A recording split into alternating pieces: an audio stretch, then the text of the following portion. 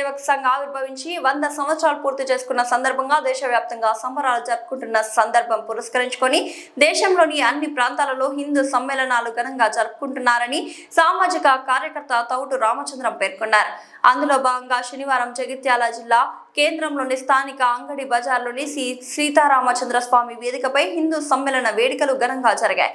హనుమాన్ చాలీసా పారాయణం, చక్కని ఆధ్యాత్మిక కార్యక్రమాలు శ్రోతలను ఆకట్టుకున్నాయి. ప్రముఖ వక్త కుమ్మరి కుంటా సుధాకర్, ప్రముఖ ఆధ్యాత్మిక ప్రవచనకర్త సనాతన రక్తబాంధు అవార్డు గ్రహీత డాక్టర్ శిల్పా దీది, ప్రముఖ ఆధ్యాత్మికవేత్త పురాణ బ్రహ్మ సభాపతి బ్రహ్మశ్రీ తీగుళ్ల విశ్వశర్మ, కృష్ణానగర్ బస్తీ హిందూ సమ్మేళన అధ్యక్షుడు గౌరీ శ్రీనివాస్, నవదుర్గా సేవా సమితి నిర్వాహకుడు కస్తూరి శ్రీనివాస్ హిందూ ధర్మం గురించి చాలా చక్కని విషయాలు తెలిపారు. పాల్గొన్న అతిథులందరికీ అల్పాహారం ఏర్పాటు చేశారు. ఈ కార్యక్రమం తిలకించడానికి వేల సంఖ్యలో భక్తులు తరలివచ్చారని స్థానికులు తెలియజేశారు.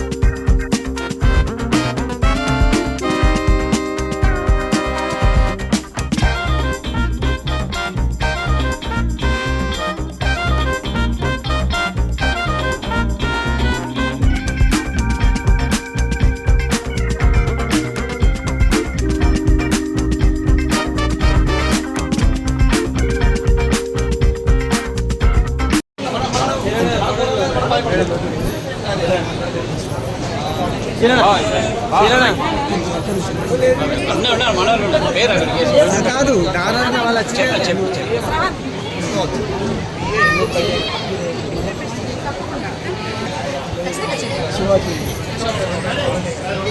అన్న ఈ చూడు రామచంద్ర అన్న ఈ చూడు అన్న ఈ చూడే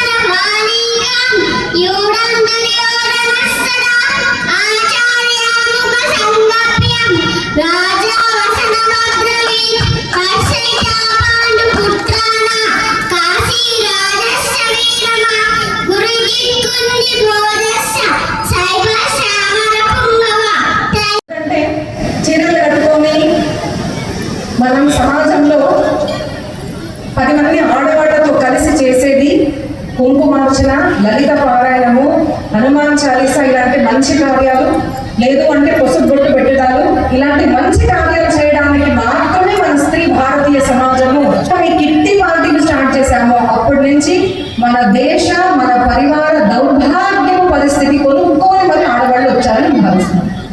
మీ కోపం వచ్చినా ఎందుకంటే మేము భారతీయులం, మేము హిందువులం అని చెప్పుకుంటున్నారు చాలా మంది. కానీ ఎంతవరకు మనం భారతీయులం నాకు క్వశ్చన్ మార్క్ ఉంటుంది. ఒక అబ్బాయి అడిగాడు, మీ కామెంట్స్ చదువుతుంటాను, దాంట్లో దీన్ని హిందువులు అంటే ఎవరు అన్నారు. ఒక మీరు చూస్తుంటారు చాలా వైరల్ అయింది. అసలు హిందువులు ఎవరు అర్థం కావట్లేదు. ఈ మగవాళ్ళు బొట్టులు పెట్టుకోరు, ధోతీలు అయితే ప్రశ్నే లేదు. సరే కొంచెం ఆడవాళ్ళన్నా ఉంటున్నారు అంటే నేను నా ముందు ఉన్న వాళ్ళు ఆ వీడియోలో అందరూ బొట్టు పెట్టుకున్నారు కాబట్టి అమ్మ చక్కగా బొట్టు పెట్టుకున్నారు అంటే ఎన్ని కమెంట్స్ అని మగవాళ్ళు ఎక్కడ పెట్టుకుంటున్నారు ఇది ఎక్కడ. నేను ఫైనల్లీ కింద చెప్పాల్సి వచ్చింది, నా ముందు ఉన్న వాళ్ళు ఆడవాళ్ళు పెట్టుకున్నారు కాబట్టి నేను మళ్ళీ ప్రశంసించానండి అన్నారు. అయితే వాస్తవానికి నిజంగా అండి మనము స్త్రీలను మీరు రీసెంట్గా కూడా చూస్తుంటారు, మోదీజీ ఎప్పుడైతే కార్యక్రమం చేశారో నారీ శక్తి వందన్, నారీ వందనం చేయలేదు, నారీ శక్తి వందనం. ఎందుకు అంటే మనం అందరం కూడా శక్తి స్వరూపులము, ఆడవాళ్ళు స్వయంగా శక్తి స్వరూపులు. అందుకే ఇలాంటి దౌర్భాగ్య పరిస్థితి మనం తీసుకొచ్చాము. కానీ మనం ఎవరము? నవదుర్గ అంటే ఎవరు? దుర్గా అంటే ఎవరండి? శక్తి స్వరూపిణి. అన్ని దేవతల్లో గాయత్రి, రాధ, సరస్వతి, లక్ష్మి అన్నింటిలో కూడా ఒక శక్తి స్వరూపము ఎవరు అంటే మనకు దుర్గామాత. అలాంటి చక్కటి మన ముందు తల్లి గురించి ఒక్కసారి ఆలోచించండి. మనం కనుక పూరా క్షేత్రానికి వెళ్ళామంటే ఈరోజు చక్కగా అన్ని చోట్ల కూడా పెద్ద పెద్ద మాల్స్, చాలా పెద్ద సిటీ అది హైదరాబాద్ లాగా చాలా పెద్ద ప్రాంతాన్ని ఈ ఎవరు మొత్తం కాల్ చేశారండి. ఇలా మొత్తం బిల్డింగ్ మొత్తం కాల్ చేశారు. అక్కడ మళ్ళీ ఎవరు దున్నొద్దు అనేసి ఒక గాడిదను తీసుకొచ్చి గాడిదతో దున్నించారు. ఎందుకంటే గాడిద దున్నింది అంటే అక్కడ ఎవరు ఉండకూడదు, అపశకునం. గాడిదతో దున్నించారు. ఒకటే ఉండాలి, ఉండదంతా ఒక జీజా అంటే మీరు వెళ్ళండి, నేను భారతీయ సామ్రాజ్యాన్ని నిలబెట్టడానికి నేను ఒక్కదాన్నే వెళ్తాను. హిందూ ధర్మం. అయితే వేదిక మీద చాలా పెద్దవాళ్ళు ఉన్నారండి. ఇద్దరు క్షత్రియులు అంటే ఆర్ఎస్ఎస్ కార్యకర్తలు, నా కులాలు తెలియదండి, దాని వర్ణాశ్రం చెప్తున్నాను. ఇద్దరు బ్రాహ్మణులు. మన గురువు గారు నా తర్వాత మాట్లాడబోతున్నారు. కానీ శ్రీనివాస్ గురువు గారు నేను వచ్చే ముందే ఆయన పరిచయం నాకు తెలిసిపోయింది. ఏంటిదంటే అమ్మ చుట్టుపక్కల ఉన్న అన్ని గ్రామాలకి కూడా మాకు ఆధ్యాత్మిక ఒక నిర్దేశాన్ని చేసే మా గురువు గారు అని చెప్పారు. ఇక్కడికి వచ్చాక ఆయన పరిచయం ఇస్తూ నేను 5వ తరగతి చదువుకున్నాను అన్నారు. కానీ నేను ఒక మాట చెప్పాలనుకుంటున్నానండి. రామాయణం రాసిన వాల్మీకి ఎంత చదువుకున్నాడండి? మన school education is completely waste అండి. That's really not important. అంత దానికి మహాత్మ్యం లేదు. ఎందుకంటే ఐఎమ్ రియలీ నాట్ ష్యూర్ ఈరోజు doctor degree, PhD, MA, MBA చేసిన వాళ్ళు కూడా మన గురువు గారు చేస్తున్నంత సేవ చేస్తున్నామో లేదో నాకు నిజంగా డౌట్ వస్తుంది. కాబట్టి నిజమైన విద్య ఏంటిది అంటే మన విద్యతో, మన జ్ఞానంతో, మన శక్తితో సమాజంలో మంచి ఏదన్నా నిలబెట్టడము, జనాలను మంచిగా మార్చడము, ఒక మంచి మార్గ నిర్దేశన చేయడమే చాలా చదువుకొని చాలా గొప్ప విద్యావంతుల్ని నేను ఈరోజు దర్శించాలని నాకు అహోభాగ్యంగా అనిపిస్తుంది. మీరందరూ ఖచ్చితంగా అహోభాగ్యం, ఎందుకంటే నవదుర్గ అన్న మందిరం నిర్మిస్తున్నారు. నవదుర్గలకు ఎన్నెన్నో నిర్దేశాలు ఇస్తున్న ఈ గురువుగారు మీతో ఉన్నారు. తప్పకుండా మీరందరూ చాలా భాగ్యవంతులండి. అలాగే విష్ణు శర్మ గారు కూడా మాట్లాడబోతున్నారు. ఇద్దరు ఆర్ఎస్ఎస్ ప్రవక్తలు ఎంత చక్కగా మాట్లాడారో మనకు నిర్దేశం చేశారు, మనం చూసాము. సో మీరందరూ కూడా నిజంగా చాలా భాగ్యవంతులండి. ఇట్లాంటి మంచి వాళ్ళు ఈ జగత్యాల్లో ఉన్నారు.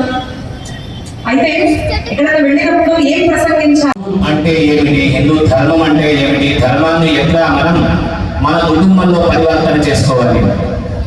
అసలు హిందూ కారణానికి మనం పెట్టుకున్న పేరు కాదండి, విదేశీయులంతా వచ్చిన హిందూ సముద్రానికి బయట ఉన్నటువంటి ఒక జీవన విధానాన్ని చూసిన ఆ జీవన విధానాన్ని చూసి వాళ్ళు పెట్టినటువంటి ఒక పేరే హిందూ ధర్మం.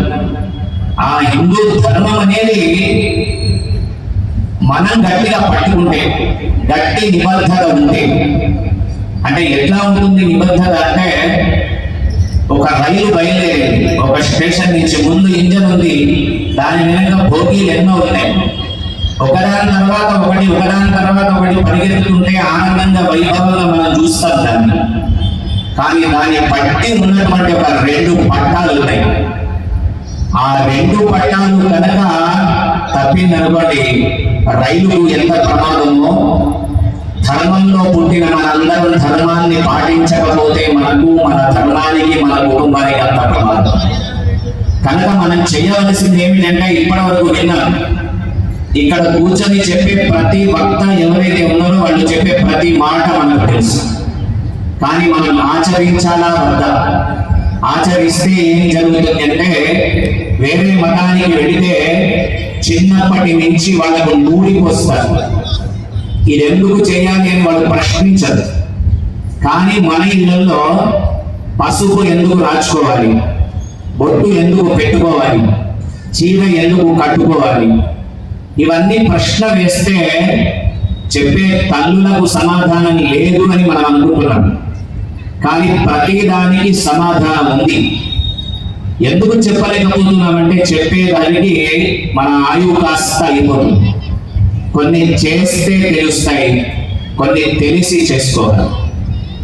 మిగతా ధర్మాల వాళ్ళు వాళ్ళ ధర్మాన్ని ప్రచారం చేస్తూ ఒక పుస్తకం పట్టుకొని వస్తారు పనికి.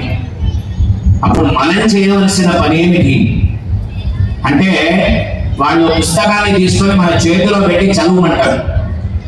చదువుమంటే మన ధర్మానికి ఉన్న ఒక గొప్పతనం ఏమిటంటే, లోపలికి ఆహ్వానిస్తాం శత్రువు ఇంటికి వచ్చిన. కూర్చోబెట్టండి, స్వాగతించండి, టీయా కాఫీయా మజ్జిగ